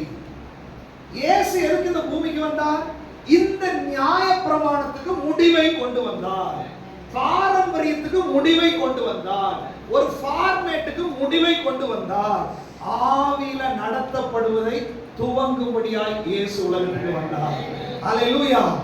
ஆனாலும் இன்றைக்கு சபைகளில பாரம்பரியமாய் சில கோட்பாடுகளை வைத்திருந்தால் ஒழுங்கு கண்டிப்பா தேவை. சபைக்கு ஒரு ஒழுங்கு, ஒரு பாட்டு இது நம்ம இஷ்டத்துக்கு பண்ணக்கூடாது, ஒழுங்கு தேவை. ஆனால் பாரம்பரியமா என்ன பண்ணக்கூடாது, மாறக்கூடாது. தலைமுறை தலைமுறை பாரம்பரியமாவே நம்ம ஒண்ணு செஞ்சுட்டு இருந்தோம்னா அதுக்கு பெயர் விடுதலை கிடையாது. வேதம் சொல்லுகிறது, எவர்கள் தேவனுடைய ஆவியினால் நடத்தப்படுகிறார்களோ அவர்கள் தேவனுடைய புத்திரர் எனப்படுவார்கள். எவர்கள் சட்ட திட்டங்களின்படி நடத்தப்படுகிறார்களோ அவர்கள் சட்ட திட்டங்களுக்கு தான் புத்திரராக இருப்பார்கள். ஆவியில நீங்க நடத்தப்பட மாட்டீங்க. அதனாலதான் நீங்க எப்போதுமே ஆவியானவருக்கு விட்டு கொடுக்க வேண்டும். ஆவியானவர் சூழ்நிலைகளுக்கு தகுந்த மாதிரி உங்களை நடத்துவார், சூழ்நிலைக்கு தகுந்த மாதிரி உங்களோடு பேசுவார். ஒவ்வொருத்தருக்கும் வித்தியாசமான அனுபவமா இருக்கும். ஒரு பிரதர் சீக்கிரமாவே அவங்க ரெடி ஆயிடுவாங்க, ஒருத்தருக்கு ரொம்ப கஷ்டமா இருக்கும். அப்போ வித்தியாசமான முறையில பரிசுத்த ஆவியானவர் உங்களோடு பேசுவார். அப்ப நீங்க என்ன பண்ணணும்? இவங்களுக்கு நடந்தது, இவங்களுக்கு நடந்தது, இவங்களுக்கு நடந்தது கம்பேர் பண்ணக்கூடாது. உங்களுக்கு வித்தியாசமாய் ஆண்டவர் பேசுவார். உங்க வாழ்க்கையில வித்தியாசமா ஆண்டவர் செய்வார். அவங்களுக்கு இப்படி நடந்துச்சு, இதான் செய்யணும், இவங்களுக்கு இப்படி நடந்துச்சு, இப்படி அப்படி இல்ல. அதை சாட்சியா எடுத்துக்கலாம், ஒரு உதாரணமா எடுத்துக்கலாம், ஒரு என்கரேஜ்மெண்டா எடுத்துக்கலாம். ஆனா நீங்க ஆண்டவர் சமூகத்துக்கு போகும்போது, ஆண்டவரே என்னை நீர் எப்படி நடத்த போகிறீங்க ஆண்டவரே, ஆண்டவர் நீர் நடத்துவதற்கு நான் என்ன ஒப்பு கொடுக்கிறேன் ஆண்டவரே, என் வாழ்க்கையில உங்க சித்தம் என்ன ஆண்டவரே. ஒவ்வொருத்தரை குறிச்சு ஆண்டவர் ஒரு சித்தத்தை வைத்திருக்கிறார். எத்தனை பேர் விசுவாசிக்கிறீங்க? சொல்லுங்களேன். ஆண்டவரே என்னை குறித்து, என் குடும்பத்தை குறித்து, என் பிள்ளைகளை குறித்து உமக்கு ஒரு சித்தம் உண்டு. என் விருப்பப்படி அல்ல, உம்முடைய சித்தத்துக்கு விட்டு கொடுக்கிறேன், உம்முடைய விருப்பத்துக்கு விட்டு கொடுக்கிறேன். ஆமென். நல்லா கவனிச்சுக்கோங்க. நம்ம விருப்பப்படி பிள்ளைகளை கொண்டு போகணும், நம்ம விருப்பப்படி குடும்பத்தை கொண்டு போகணும் நீங்க நினைச்சீங்கன்னா ஃபெயிலியர் ஆயிருவீங்க. நீங்க கேட்கணும், ஆண்டவரே எதற்காக எங்களை இணைச்சீங்க, எதற்காக எங்களை இங்க வச்சிருக்கீங்க, எதற்காக இந்த பிள்ளைகளை கொடுத்தீங்க அப்படின்னா ஆண்டவரோடு பேசுவார். நீ இதை பண்ணு மகளே, நீ இதை செய் மகளே. இவங்க இந்த டிகிரி படிச்சாங்க, என் பையன் இதை படிக்கணும். இவங்க டாக்டர் ஆனா என் பிள்ளை டாக்டர் ஆகும். இவங்க இந்த ட்ரெஸ் பண்ணாங்க, என் பிள்ளைகளுக்கு இதை பண்ணணும். இவங்க வீடு கட்டினாங்க. மற்றவர்களை பார்த்து வாழுவதற்கு தேவன் உங்களை அழைக்கவில்லை. ஆண்டவர் ஒவ்வொருத்தரையும் வித்தியாசமானவர்களாக நம்மை படைத்திருக்கிறார். அல்லேலூயா. நம்ம ஒவ்வொருத்தரும் தனித்துவம் மிக்கவர்கள். நம்ம மற்றவங்களை பார்த்து நம்ம வாழ்க்கை வாழ வேண்டிய அவசியம். அவங்களை விட பெஸ்டா நம்மளை மாற்றுவார், அவங்களை விட நன்மையாய் ஆண்டவர் நம்மளை ஆசீர்வதிப்பார். அப்ப எனக்கானதை நான் பெற்றுக்கொள்றது ஓடணுமே ஒழிய அவர்களை போல பெற்றுக்கொள்றது என்ன பண்ணக்கூடாது, ஓடக்கூடாது. அதுதான் ஆவியில நடத்தப்படுவது. நம்ம குடும்பம் ஆவியில நடத்தப்பட வேண்டும், நம்முடைய சபை ஆவியில நடத்தப்பட வேண்டும், நம்முடைய படிப்பு வேலை எல்லா விஷயத்திலையும் ஆவியானவருடைய சத்தத்தை கேட்க வேண்டும். அதற்கு உங்க செவியை நீங்க விட்டு கொடுக்கணும். இல்லாவிட்டால் நீங்க நடிக்கிறீர்கள், நீங்க பரிசுத்த ஆவியுடைய வல்லமையை எதிர்க்கிறீர்கள் என்று அர்த்தம். பூமியில என்ன பாவம் செஞ்சாலும் மன்னிப்பேன், ஆனால் பரிசுத்த ஆவிக்கு விரோதமாய் ஒருவன் ஒரு பாவம் செய்தால் அது இம்மையிலும் மறுமையிலும். அப்படின்னு என்ன அர்த்தம்? பரிசுத்த ஆவியானவரை எதிர்த்து நிற்கிறது பாவம், அவர் செயல்படுவதற்கு விட்டு கொடுக்காம இருக்கிறது பாவம். அப்ப பாருங்க, நான் நடிக்க ஆரம்பிச்சால், கிறிஸ்தவ வாழ்க்கையில் நான் நடிக்க ஆரம்பிச்சா நான் ஆட்டோமேட்டிக்கா பரிசுத்த ஆவியானவரை எதிர்க்கிறேன். அந்த எதிர்ப்பை விட்டுட்டு இன்னைக்கு சரண்டர் ஆகக்கூடிய ஆண்டவர் உணர்த்துகிறார் நமக்கு. எத்தனை பேர் சரண்டர் ஆகணும்னு நினைக்கிறீங்க? சொல்லுங்க, ஆவியானவரே என்னை முழுவதுமாய் ஒப்பு கொடுக்கிறேன். ஒரு தேவ பக்தியுள்ள வாழ்க்கை வாழும்படி, ஒரு பரிசுத்த வாழ்க்கை வாழும்படி என்னை சரண்டர் பண்றாங்க, என்னை சரண்டர் பண்றாங்க. நல்லா தெரிஞ்சுக்கணும், கிறிஸ்தவ வாழ்க்கை என்பது சரண்டர் பண்ணப்பட்ட வாழ்க்கை. அதனாலதான் பிள்ளைகளுக்கு கடைசி நாள் நம்ம சொல்லி கொடுத்தோம், ஒப்பு கொடுவோம் வாழ்க்கைய. நீ ஆண்டவருக்கு ஒப்பு கொடு. ஏன் ஒப்பு கொடுக்கணும்? ஒப்பு கொடுக்காதவர்களை அவர் கையில் எடுத்து பயன்படுத்தவே மாட்டார். அதுவும் பாருங்க, அவர் நிர்பந்தப்படுத்தி நம்மளை பயன்படுத்த மாட்டார். நீ ஒப்பு கொடு, நான் உன்னை பயன்படுத்துறேன்றார். ஹல்லேலூயா. அப்போ ஒப்பு கொடுக்கப்பட்ட வாழ்க்கை நமக்கு தேவை. நீங்க ஒப்பு கொடுத்தா பரிசுத்த ஆவியானவருடைய வல்லமை நமக்குள்ள வெளிப்பட்டு தேவ பக்தியுள்ள வாழ்க்கை நம்ம வாழ ஆரம்பித்து விடுவோம். ஹல்லேலூயா. ரொம்ப ஈஸி. ஆண்டவர் பாருங்க, இதுலயும் பாருங்க, நீ சின்ன காரியத்தை செய், ஒப்பு கொடுக்கறத மட்டும் நீ செய். பெரிய காரியத்தை நான் பார்த்துக்கிறேன், நான் உன்னை மறுரூபப்படுத்துகிறேன், நான் உனக்கு வல்லமையை கொடுக்கிறேன், நான் உனக்கு பலனை கொடுக்கிறேன். நிறைய நேரத்துல கிறிஸ்தவ வாழ்க்கை ரொம்ப காம்ப்ளிகேட்டடா நம்ம எடுத்துக்கிட்டோம், ரொம்ப டஃப்பா இருக்குது. ஆண்டவர் சொல்றாரு, நான் சிலுவையில டஃப்பான போர்ஷனை நான் எடுத்துட்டேன்ப்பா, உனக்கு ரொம்ப ஈஸியான போர்ஷன் தான் உனக்கு கொடுத்துருக்கிறேன், நீ ஈஸியா பாஸ் பண்ணிட முடியும். எத்தனை பேர் விசுவாசி கிறிஸ்தவ வாழ்க்கையில நான் பாஸ் பண்ணிடுவேன்னு சொல்லிட்டு சொல்லுங்க, உறக்க சொல்லுங்க, கிறிஸ்தவ வாழ்க்கையில நான் தோற்று போக மாட்டேன். இயேசு எனக்காக பெரிய காரியங்களை சிலுவையில் செய்து முடித்து விட்டார். சிறிய காரியம் மட்டுமே எனக்கு கொடுத்திருக்கிறார், அதில் நான் ஜெயித்து விடுவேன். அதற்கு அவருடைய பலன் கொடுப்பார், நான் ஜெயித்து விடுவேன். ஹல்லேலூயா. அந்த பெரிய காரியத்தை அவர் செஞ்சிட்டாரு. சின்ன சின்ன விஷயம், ஹஸ்பண்டுக்கு கீழ்ப்படி, மனைவி நேசி, பரிசுத்தமா வாழு, கோபப்படாத, அவசரப்படாத. நம்ம எல்லாத்தையும் எடுத்து பாருங்க, பெரிய காரியங்களை நம்ம விட்டுருவோம். நம்ம மிஸ்டேக் பண்றதே சின்ன சின்ன விஷயம். அந்த விஷயத்துல கவனமா இருக்கும்படி ஆண்டவர் சொல்றார். அந்த விஷயத்துல என்னால கவனமா இருக்க முடியல, நான் அவசரப்பட்டுட்டேன், அதுக்கப்புறம் தான் உணர்வு வருது. பரவாயில்ல, 10 டைம் ஃபெயில் ஆயிட்டியா, பரவாயில்ல, இப்ப தெரிஞ்சிச்சு இல்ல உன்னை எங்க சத்துரு கை வைக்கிறாங்க. அதுக்கு முன்னாடி ஆவியானவருடைய பலவீனம் கேள். ஆண்டவரே, இந்த இடத்துல எனக்கு பலவீனம் இருக்குதப்பா, நீர் எனக்கு பலன் கொடுங்க. அவர் சொல்றாரு, என் கிருபை உனக்கு போதும், உன்னுடைய பலவீனத்துல என்னுடைய பலன் பூரணமாகி விளங்கும். 10 டைம் நீங்க ஃபெயில் ஆயிட்டீங்களா, நீ குற்றவாளி குற்றவாளி குற்றவாளி, அது பிசாசினுடைய வேலை. வேதம் சொல்லுகிறது, பாவம் பெருகின இடத்துல கிருபை பெருக ஆரம்பிக்கிறது. ஹalleluya. 20 முறை தப்பு செஞ்சியா, ஆண்டவர் சொல்றாரு 40 டைம்ல கிருபை உனக்கு நான் கொடுக்க வல்லவராய் இருக்கிறேன். ஹalleluya. இன்னைக்கு ஆண்டவர் சொல்ற அநேகர் மேல கிருபை அதிகமா இருக்கிறது. எத்தனை பேர் விசுவாசிக்கிறீங்க? உங்க குற்ற உணர்வு பிசாசு கொடுப்பான், ஆனா ஆண்டவர் சொல்றாரு, நான் உங்க மேல கிருபையா இருக்கிறேன்ப்பா, நீ ஜெயிச்சிருவப்பா அப்படின்றாரு. எத்தனை பேர் விசுவாசிக்கிறீங்க? சொல்லுங்க, ஆண்டவரே, என் பலவீனத்தை விட உங்களுடைய கிருபை பெரியது, என்னுடைய குறைவுகளை விட உங்களுடைய கிருபை பெரியது. உங்களுடைய கிருபையினால நான் ஜெயித்து விடுவேன், நான் பரிசுத்தமாகி விடுவேன், நான் எழுப்பி பிரகாசிப்பேன். அந்த கிருபை ஆண்டவருடைய மேல பொழிகிறது. ஹalleluya, ஹalleluya சொல்றாரு. அதனால பவுல் சொல்றாரு, அந்த கிருபை அதிகமாய் அனுபவிச்சதுனால அவர் என்னை பலப்படுத்துகிறார், இதனால் எல்லாவற்றையும் செய்யறதுக்கு எனக்கு பலன் உண்டு. இன்னைக்கு ஆண்டவர் சொல்றாரு, நீங்க தோற்று போன பல காரியங்கள் நீங்க தோற்று போவது அல்ல, நீங்க ஜெயிக்கிறதுக்காக வைக்கப்பட்டது. பரவாயில்ல, உன்னுடைய அறிவு குறைவினால் நீ தோற்று போயிருக்கலாம், ஆனா ஆண்டவர் சொல்றாரு, ஒரு முறை தோற்றுக்கலாம், 2 முறை தோற்றுக்கலாம், 10 முறை தோற்றுக்கலாம், ஆனா ஆண்டவர் சொல்றாரு, உன்னை ஜீவனோட இந்த உலகத்துல வச்சிருக்கிறதுக்கு காரணம், நீ பரலோகம் வர்றதுக்கு முன்னாடி இதை நீ ஜெயித்து நீ என் சமூகத்துக்கு நீ வர வேண்டும். இன்னைக்கு ஒரு வைராகியம் உங்களுக்குள்ள வரணும். உங்க லைஃப்ல சின்ன வயசு முதல் உங்களை பின்தொடர்ந்த பாவம், எந்த விஷயத்துல சத்துரு உங்களை பலவீனப்படுத்துறான், எந்த விஷயத்துல உங்களை அட்டாக் பண்றான், ஒவ்வொருத்தருக்கும் ஒரு வீக்னஸ் இருக்கும். எனக்கு ஒரு வீக்னஸ் இருக்கும், ஐசக் பிரதருக்கு ஒரு வீக்னஸ் இருக்கும், சாம் பிரதருக்கு ஒரு வீக்னஸ் இருக்கும். நம்ம ஒவ்வொருத்தரும் ஒரு இடத்துல அவன் அட்டாக் பண்றான். பட் இன்னைக்கு ஆவியானவர் சொல்றாரு, இந்த உலகத்துல நீ ஜீவனோடு இருக்கும்போது, இந்த உலகத்துல உனக்கு நான் கிருபை அதிகமா கொடுத்திருக்கும் போது, நீ என்னுடைய பிள்ளையா இருக்கிறதுனால, பிள்ளைகளை நீங்கள் தேவனால் உண்டாயிருந்து அவர்களை, அதாவது உன்னை பலவீனப்படுத்துகிற, உன்னை சோர்வடைய பண்ணுகிற இந்த பாவத்தை நீங்கள் ஜெயிப்பீர்கள். ஏனெனில் உலகத்தில் இருக்கிறவனை விட, இந்த பாவத்தை விட உனக்குள் இருக்கிற பரிசுத்தர் பெரியவர். அவர் பாவத்தை ஜெயித்தவர், அவர் பிசாசை ஜெயித்தவர், அவர் மரணத்தை ஜெயித்தவர். அவரை தோற்கடிக்க எந்த பிசாசாலும் முடியாது, எந்த பாவத்தாலும் முடியாது. அவர் உனக்குள்ளே இருக்கிறார், அவர் மகிமை நம்பிக்கை உனக்குள் இருக்கிறார்.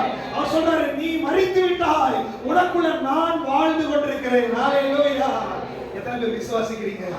சொல்லுங்க, என்னை பலப்படுத்துகிற கிறிஸ்துவினால் எல்லாவற்றையும் செய்ய எனக்கு பலன் உண்டு. பரிசுத்த வாழ்க்கை வாழ போகிறேன், பிசாசை ஜெயிக்க போகிறேன். கிறிஸ்து எனக்குள் இருக்கிறார். ஹalleluya. ஆண்டவர் ரிலிஜியஸ் நடிப்புக்கு ஒரு முடிவை பெற்றுட்டு ஒரு பரிசுத்த ஆவியுடைய வல்லமையில ஒரு தேவ பக்தியான வாழ்க்கைக்கு நம்மை அழைக்கிறார். ஹalleluya. ஆண்டவர் சொல்றாரு, மறுவே நீ இவ்வளவு நாள் நடிச்சிருக்கலாம், உண்மைதானா? உண்மைதானா? நிறைய நம்ம நடிச்சோம். இன்னைக்கு ஆண்டவர் சொல்றாரு, போதும், இனி நீ ஒரிஜினலா வாழணும்னு நான் விரும்புறேன். நடிச்சு நடிச்சு கஷ்டப்பட வேண்டிய அவசியம் இல்லை. நடிக்கிறது ரொம்ப கஷ்டம் இல்லையா? அது ஃபெயில் ஆயிடும், இது ஃபெயில் ஆயிடும், வார்த்தை கரெக்டா சொல்லணும், ஆக்ஷன் கரெக்டா இருக்கணும், ரொம்ப கஷ்டம். ஆனால் இயல்பு ஆண்டவர் சொல்றாரு, கிறிஸ்தவ வாழ்க்கை என்பது நடிப்பல்ல, ரொம்ப கஷ்டம். பிரைஸ் லார்ட் பிரதர், அந்த சிரிப்பை வரவழைச்சு சிஸ்டர் அப்படியே கெட்டி பிடிச்சு நடிப்பு ரொம்ப கஷ்டம். அது நம்மளை வெளிப்படுத்திருக்கோம். இன்னைக்கு நடிச்சாலும் நாளைக்கு என்ன பண்ணிடுவோம்? நடிப்பே வேணாம், உன்னுடைய இயல்பாவே நான் அதை மாற்ற போகிறேன். சுபாவமே அன்பின் சுபாவமாய் மாறிடுறேன். மற்றவங்களுக்கு பைத்தியமா இருக்க பரவாயில்ல, ஆண்டவருக்கு முன்னாடி நான் நீதிமானாய் இருக்கிறேன். ஹalleluya. நம்மை ஒரிஜினலாய் மறுரூபப்படுத்த வேண்டும் என்று ஆண்டவர் விரும்புகிறார். ஆண்டவர் பாருங்க, எதுவுமே நம்ம டச்சப் எல்லாம் கொடுத்து அப்படியே நம்மளை மாடிஃபை பண்ற வேலை இல்ல. அவர் கிரியேட்டர். அதனால என்னை கிரியேட் பண்ணிருக்கிற புது சிருஷ்டியா. ஹalleluya, ஹalleluya. அதனால அதனாலதான் வேதம் சொல்லுகிறது, பழையவைகள் ஒழிந்து போயின, எல்லாம் புதிதாயின. ஹalleluya. எத்தனை பேருக்கு அந்த ஆசை பழசு ஒழிஞ்சு போகணும்னு சொல்லுங்க. இயேசுவின் நாமத்துல என்னுடைய ஜென்ம சுபாவம், என்னுடைய ஒரிஜினல் கேரக்டர், என்னுடைய ஸ்டைல், என்னுடைய ஆசை, என்னுடைய இச்சை ஒழிந்து போனது, ஒழிந்து போனது. நான் புதிய மனுஷன், நான் புது சிருஷ்டி, நான் புதிய வாழ்க்கை வாழ போகிறேன். அதற்கு ஆவியானவர் எனக்கு உதவி செய்ய போகிறார். அவருடைய வல்லமையை நான் நிராகரிக்க மாட்டேன், அபிஷேகத்தை ஒதுக்க மாட்டேன், பரிசுத்த ஆவியுடைய வல்லமையை நான் நிராகரிக்க மாட்டேன். யாருக்காவது நான் நடிக்க கூடாது, ஒரிஜினலா வாழணும்னு ஆசை இருந்தால் பரிசுத்த ஆவியுடைய அபிஷேகம் கண்டிப்பா தேவை. ஆவியானவர் இல்லாமல் உன்னால் வெற்றியுள்ள வாழ்க்கை வாழ முடியாது. சீசர்கள் இயேசு சாமி கூடவே இருந்தாங்க, கூடவே இருந்தவர்கள் தான். அவர் சொல்லிட்டாரு, எருசலேம் விட்டு போகாமல் வெயிட் பண்ணு. அப்போஸ்தலர் நடவடிக்கைகள் 2ஆம் அதிகாரத்துல பரிசுத்த ஆவியானவர் இறங்கின உடனே அங்க அக்கினி மயமான நாவுகளால் அவருடைய தலையில ஆவியானவர் வந்து இறங்கினார். அப்ப என்ன நடந்துச்சு தெரியுமா? இவ்வளவு காலமாய் நடிக்க வைத்திருந்த பாரம்பரியமான கோட்பாடுகளை மைண்டுக்குள்ள வச்சு நியாயப்பிரமாணம், விருத்த சேதனம், பாவம், ரத்தம், பலி, இதவே மைண்ட்ல வச்சிருந்த கோட்பாடுகளை ஆவியானவருடைய அக்கினி உடைத்தது, அதை சுட்டெரித்தது. அதுக்கப்புறம் ஆவியானவர் அவர்களை நிரப்ப ஆரம்பித்தார். ஆவியானவருடைய ஒர்க்கிங் மெத்தட் எப்படி தெரியுங்களா? முதல்ல உடைக்க வேண்டியதை உடைப்பாரு, சுட்டெரிக்க வேண்டியதை சுட்டெரிப்பாரு, அடுத்தது நிரப்ப வேண்டிய இடத்துல அவர் நிரப்ப ஆரம்பித்து விடுவார். இன்னைக்கு நிறைய பேர் வந்து எனக்கு அபிஷேகம் இல்ல என்னால அந்நிய பாஷை பேச முடியல அப்படின்னா விஷயம் என்னன்னா, உடைக்க வேண்டியதை உடையாமல், எரிக்க வேண்டியது எரிக்காமல் நிரப்ப முடியாது. அப்ப இன்னைக்கு நீங்க ஆண்டவருக்கு ஒப்பு கொடுக்கணும். ஆண்டவரே, என் மைண்டுக்குள்ள நிறைய கான்செப்ட் எனக்குள்ள இருக்குது, நிறைய பாரம்பரியம் எனக்குள்ள இருக்குது. நான் ஒரு பெந்தேகோஸ்தே சபையிலிருந்து இயேசுவை பார்க்க கூடாது, நான் ஒரு சிஎஸ்ஐ சபையிலிருந்து இயேசுவை பார்க்க கூடாது, நான் ஒரு பிரதரனோ பேப்டிஸ்டோ ரோமன் கேத்தலிக்கோ இந்த பாரம்பரியமான அந்த பவுண்டரிக்குள்ள இருந்து இயேசுவை பார்க்க கூடாது. ஆண்டவரே, நான் ஒரு மனுஷனாய் சர்வ வல்லமையுள்ள தேவனை நான் பார்க்கணும். நீர் எனக்கு என்ன கொடுக்க விரும்புகிறீரோ அதற்கு கீழ்ப்படிவதற்கு நான் என்ன ஒப்பு கொடுக்கிறேன்னு சொல்லுங்க. ஆண்டவர் உடைக்க ஆரம்பித்து விடுவார். ஹalleluya. ஆண்டவர் சொல்ற அநேகருக்கு மைண்ட் செட்டை உடைக்கணும்னு ஆண்டவர் விரும்புகிறார். அநேக சங்கிலிகளை அறுக்கணும்னு ஆண்டவர் விரும்புகிறார். என்னால உடைக்க முடியாது, என்னால திருத்த முடியாது. ஏன்னா சின்ன வயசுல இருந்து ஒரு கான்செப்ட் என் மைண்டுக்குள்ள ஏறிச்சுன்னா அதை திருப்புறது ரொம்ப கஷ்டம். அதனாலதான் இந்த விஷயத்திலும் பெரிய வேலை நீ பண்ண வேண்டாம்ப்பா, நீ விட்டு கொடு, நான் உடைக்கிறேன். சீசர்கள் அதனால வெயிட் பண்ணு, நீ எருசலேமை விட்டு போகாத, நீ ஊழியம் செய்யறதுக்கு லாக்கி இல்ல, நீ கூடவே இருந்திருக்கலாம், அற்புதத்தை பார்த்திருக்கலாம், பிசாசை துரத்திருக்கலாம், பட் நீ ஊழியம் செய்வதற்கு தகுதி இல்ல. பேதுரு கேட்டுக்கலாம், என்னாண்டவரே இப்படி சொல்லிட்டீங்க, நான் உங்களுக்காக வைராக்கியமா இருந்தேன், மறுதலிச்சாலும் அதை உணர்ந்து மனக்கசந்து அழுத. ஆண்டவர் சொல்றாரு, எல்லாம் ஓகேப்பா, இந்த பவர் ஒரு வாரத்துல குறைஞ்சிரும், ஆனா நான் ஒரு பவர் கொடுக்க போறேன் பாரு. அந்த பவர் உன்னோட பாரம்பரியத்தை உடைச்சு, உன் மைண்ட் செட்டை உடைச்சு, நான் என்ன விரும்புகிறேனோ என் இருதயத்தை உனக்குள்ள கொண்டு வந்து, என்னுடைய வல்லமை உனக்குள்ள கொண்டு வந்து, சாகிற வரைக்கும் பவர் குறையாம இருக்கிறதுக்கு ஒரு வல்லமை உன் மேல வரப்போகிறது. அதுதான் பரிசுத்த ஆவியுடைய வல்லமை, அதுதான் அபிஷேகம். அன்று முதல் தேவ பக்தியுள்ள வாழ்க்கை தொடங்க ஆரம்பித்தது. ஹalleluya, ஹalleluya. எத்தனை பேருக்கு அந்த லைஃப் ஆசை? பாரம்பரியம் உடைய வேண்டும், நியாயப்பிரமாணம் உடைக்கப்பட வேண்டும். இயேசு நியாயப்பிரமாணத்தின் முடிவாய் வந்தார், ஆவியானவரால் நடத்தப்பட ஆரம்பிக்க வேண்டும். அதுதான் தேவ பக்தியுள்ள வாழ்க்கை. அந்த தேவ பக்தியுள்ள வாழ்க்கைக்கு தான் நம்மை அழைச்சிருக்கிறார். ஆனாலும் நியாயப்பிரமாணம் சொல்லி சில டாக்டரின்கள், சில உபதேசங்கள், சில மைண்ட் செட்டை நமக்குள்ள கொண்டு வந்தால் ஆவியானவரால் உங்களோடு செயல்பட முடியாது. அநேகர் அபிஷேகத்துல நிறைஞ்சு ஆராதிக்கும் போது, அநேகர் அபிஷேகத்துல நிறைஞ்சு அந்நிய பாஷை பேசும்போது சிலருக்குள்ள ஒண்ணுமே நடக்காம அப்படியே உட்கார்ந்துருக்கோம் இல்லையா? ஆண்டவர் சொல்றாரு, உடைக்கப்பட வேண்டியது நிறைய இருக்குது மகனே, உடைக்கப்பட வேண்டியது நிறைய இருக்குது மகனே. உன் மைண்டை நீ விட்டு கொடு. ஆண்டவரே, என்னுடைய சுய எண்ணங்கள், சுய தீர்மானங்கள், என்னுடைய எக்ஸ்பீரியன்ஸ் எல்லாம் உடைக்கப்படணும் ஆண்டவரே. நீர் எனக்குள்ள வெளிப்படணும் ஆண்டவரே, என்னை பரிபூர்ணமா ஒப்பு கொடுக்கிறேன்னு சொல்லி அப்படி ஒப்பு கொடுக்கிறவர்களுக்குள்ள ஆவியானவர் செயல்படுவார். ஹalleluya, ஹalleluya. அப்போஸ்தலன் பவுல பாத்தீங்கன்னா வேத புஸ்தகம் சொல்லுகிறது அவர் கற்று தேர்ந்த ஒரு மனிதன். அப்போஸ்தலனாகிய பவுல் அவரை மாதிரி ஞானவான் கிடையாது. புதிய ஏற்பாட்டு ஊழியக்காரங்கள்ல வேதத்தின் மறைபொருள்கள் எல்லாம் வெளிப்படுத்தினாரு. இயேசு கிறிஸ்து கூட இருந்த பேதுரு சொல்றாரு, இவர் பவுல் பேசுகிறத புரிஞ்சு கொள்றதுக்கே கஷ்டமா இருக்குது, அதனுடைய ஆழங்களை போய் எடுத்துட்டு வர்றாரு. அவ்வளவு ஞானம் உள்ளவர். அவர் படிக்கும் போதே அவர் கமாலியல் என்ற தேர்ந்த ஒரு வேதபாரனுக்கு கீழே தான் படிச்சிருக்கிறாரு. அது மாத்திரம் கிடையாது, அவர் வசிச்ச பட்டணமே கூட ஞானிகள் வசிக்கக்கூடிய இடம்.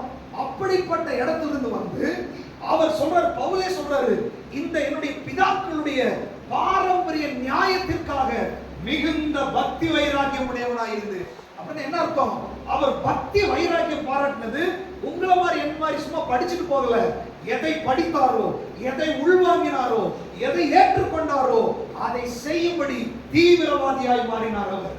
இந்த இயேசுவை யாரெல்லாம் சொல்றாங்களோ, நியாய பிரமாணத்துக்கு விரோதமாய் யாரெல்லாம் பேசுறாங்களோ அவர்களை கொலை செய்யும்படி அதிகாரமுடையவராய் புறப்பட்டு போனார். அவர் சொன்னார், எல்லாம் நியாய பிரமாணத்தை கற்று தேர்ந்தவர், தலைகீழ படிச்சவர், அதனுடைய ரகசியங்கள் எல்லாம் அவருக்கு தெரியும்.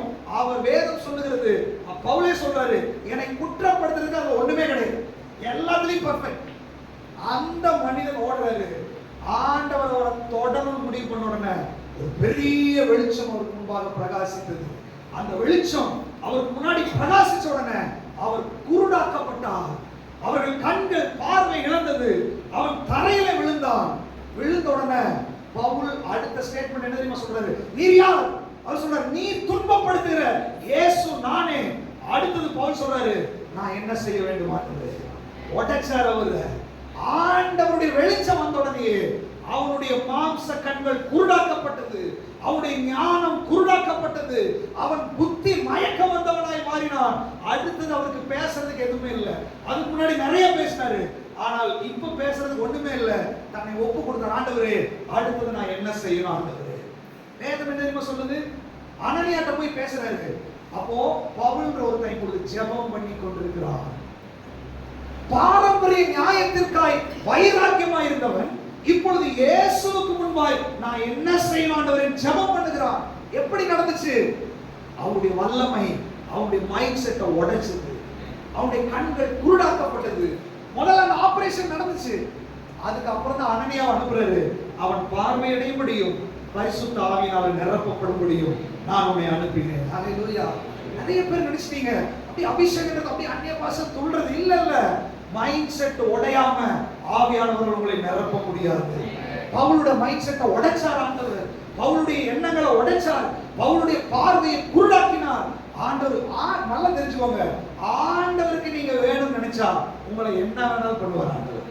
என்ன கண்ணை குருடாக்குவாரு, தூக்கி கடல்ல போடுவாரு, மீனை வச்சு விழுங்க வைப்பாரு, புருஷனை வச்சு அடிக்க வைப்பாரு, மனைவியை வச்சு திட்ட வைப்பாரு, வேலை நஷ்டமாகும், கடன் பிரச்சனை வரும். இதெல்லாம் நினைச்சிட்டு நீங்க அடுத்தவங்க மேல குறை சொல்லாதீங்க. இதுக்கு பின்னாடி ஆண்டவருடைய பலத்த கரம் இருக்கிறது.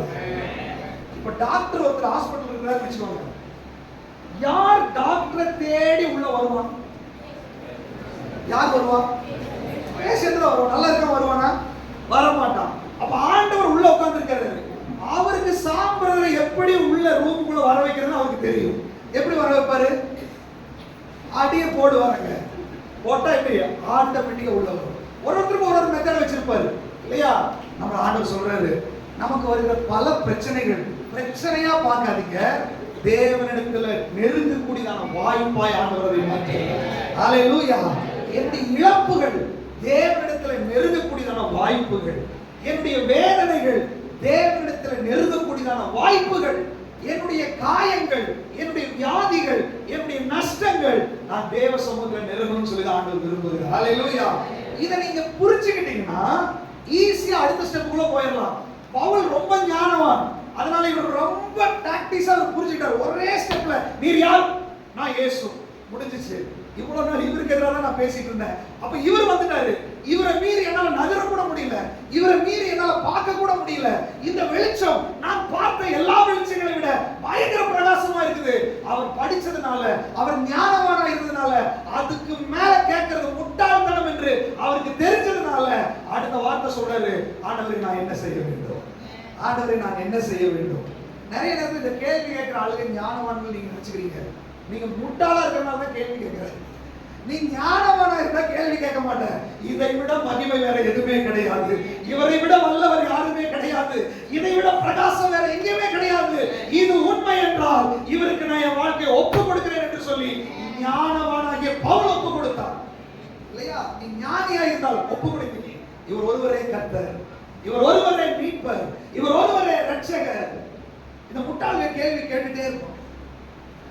போற இடத்துக்கு வழி தெரியாதவன் என்ன பண்ணுவான்? டிஸ்டர்ப் பண்ணிட்டே இருப்பான். இந்த ரைட்டா லெஃப்டா ரைட்டா. பட் வழி தெரிஞ்சவன் தெளிவா போயிட்டு இருப்பான். இல்லையா? அப்போ ஆண்டவர் சொல்றார், நீ ஞானியா இருந்தால் என்னை விட ஒரு தெய்வம் இல்லை அப்படின்றத நீ என்னங்க புரிந்திருப்பாய். நீ முட்டாளா இருக்கிறனால தான் இந்த சத்திய தெய்வத்தை இன்னும் நீ உணராம இருக்கிறாய். பிசாசு சொல்றான் நீ ஞானி, ஆண்டவர் சொல்றார் மகனே நீ முட்டாள், மகளே நீ முட்டாள். இன்னைக்கு ஒப்பு கூட ஆண்டவர்கிட்ட, ஆண்டவரே உங்களுடைய சத்தியத்தை எனக்கு வெளிப்படுத்தி கொடுங்க. அப்படி வெளிச்சம் பிரகாசிச்சோட பவுல் அப்படியே சரண்டர் ஆயிட்டார். சரண்டர் ஆன உடனே அப்பதான் பரலோகம் முடிவு பண்ணிடுச்சு, இந்த பாத்திரம் நான் நிரப்புவதற்கு ஆயத்தமான பாத்திரமா இருக்கிறது. அவருக்கு என்னைக்கு தோணுச்சோ அப்பதான் அனனியாவை அனுப்புறாரு. இதோ நான் ஒருத்தனை அடிச்சு உட்கார வச்சிருக்கிறேன், ஒருத்தனை லாக் பண்ணி உட்கார வச்சிருக்கிறேன், அவன் இப்பொழுது பரலோகத்துக்கு ஏற்ற பாத்திரமா இருக்கிறான். இவனை நான் நிரப்பினா, இவனை நான் நிரப்பி வழி செய்தால் இவன் உயிர் உள்ள வரைக்கும் தேசங்கள், பட்டணங்கள், கிராமங்கள்ல போய் என்னுடைய வல்லமையை வெளிப்படுத்துவான் என்று பரலோகம் நம்பினதுனால அனனியாவை அனுப்புகிறார். ஹல்லேலூயா.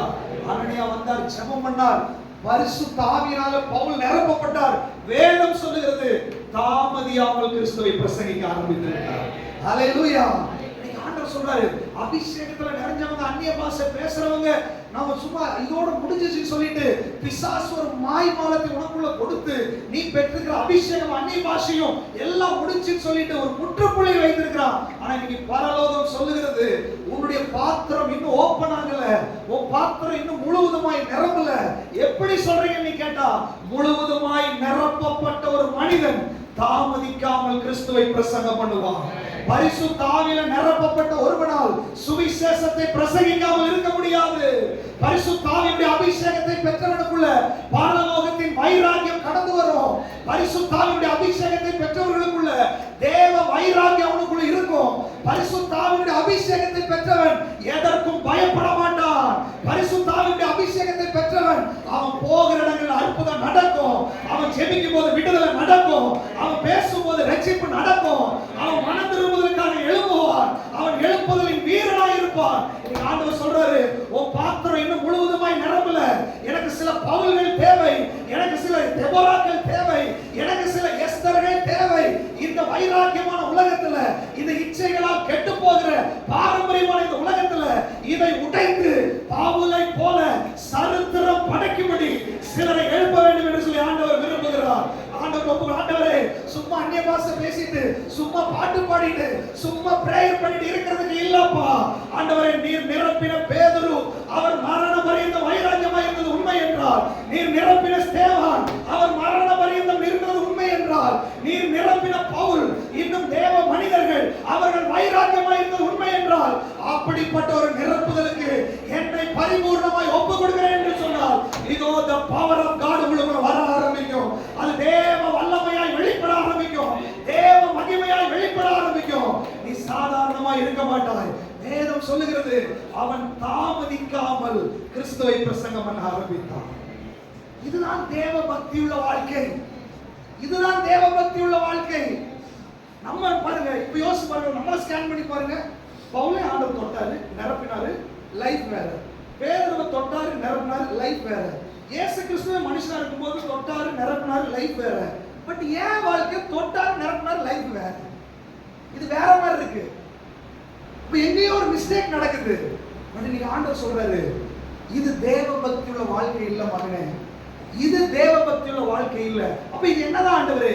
இது நடிப்பு, இது தேவ பக்தியின் வேஷம். அப்ப அதுக்குள்ள என்ன இருக்குது?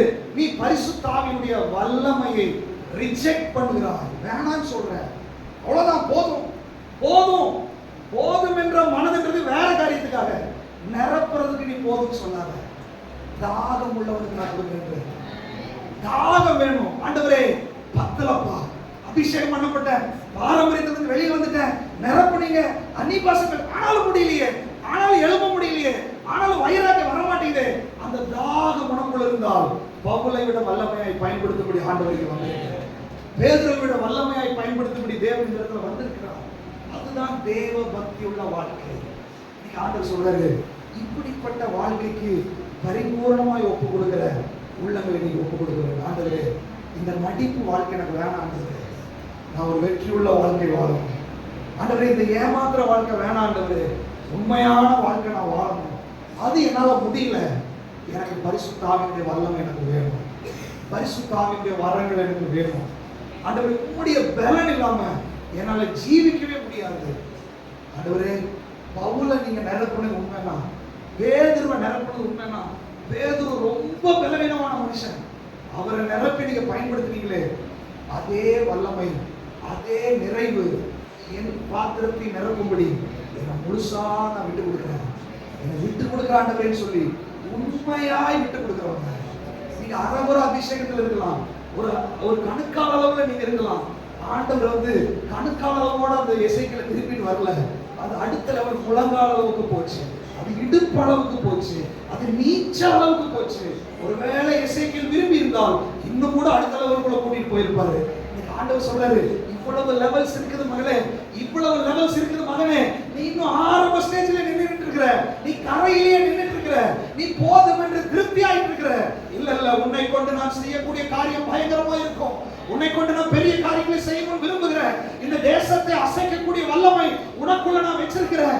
உன்னால ஜெயிக்க முடியாத பிரச்சனை எதுவும் கிடையாது.